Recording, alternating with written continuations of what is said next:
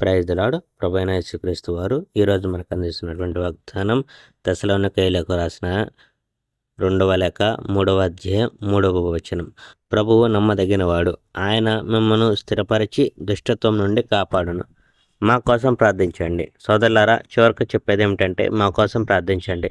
ప్రభు సందేశం మీలో వ్యాపించిన విధంగా త్వరలోనే మిగతా వాళ్ళలో కూడా వ్యాపించి కీర్తి చెందాలని ప్రార్థించండి. విశ్వాసం అందరిలో ఉండదు కనుక దుర్మార్గుల నుండి దిష్టుల నుండి మేము రక్షింపబడాలని ప్రార్థించండి. కానీ ప్రభువు నమ్మతగినవాడు కనుక ఆయన మిమ్మల్ని సైతాను నుండి రక్షించి మీకు శక్తి కలిగిస్తాడు. ఈ నమ్మకం మాకు ప్రభు వల్ల కలిగింది. తండ్రి అయిన దేవునిలో ఉన్న ప్రేమ, క్రీస్తులో ఉన్న సహనము మీ హృదయాల్లో నింపబడాలని మా అభిలాష. పనిచేయడం మీ కర్తవ్యం. సోదరులారా, యేసుక్రీస్తు ప్రభు పేరిట మేము ఆజ్ఞాపిస్తున్నదేమనగా, మా నుండి విన్న క్రీస్తు సందేశం ప్రకారం జీవించగా అక్రమంగా జీవిస్తున్న ప్రతి సోదరునితో సాంగత్యం చేయకండి. మమ్మను అనుసరించాలని మీకు బాగా తెలుసు. మేము మీతో ఉన్నప్పుడు సోమరులంగా ఉండలేదు. అంతేకాక మేము ఎవరి ఇంట్లోనైనా ఊరికే భోజనం చేయలేదు.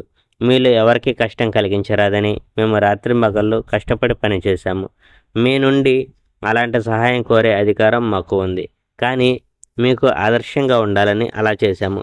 మేము మీతో ఉన్నప్పుడే మనిషి పని చేయకపోతే భోజనం చేయకూడదు అని చెప్పాము. మీలో కొందరు సోమరులని విన్నాము. వాళ్ళు పని చేయకపోవడమే కాకుండా ఇతరుల విషయంలో జోక్యం కలుగు చేసుకుంటున్నారని విన్నాము. వాళ్ళు ఇతరుల విషయంలో జోక్యం కలిగించుకోరాదని, తాము తినే ఆహారం పనిచేసి సంపాదించాలని యేసుక్రీస్తు పేరిట ఆజ్ఞాపిస్తున్నాము. ఇంకా మీ విషయం అంటారా?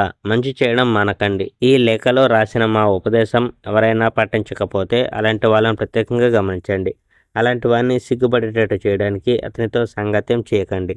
అయినా అతన్ని శత్రువుగా పరిగణించకుండా సోదరునిగా భావించి అతన్ని వారించండి. Praise the lord. May God bless our India.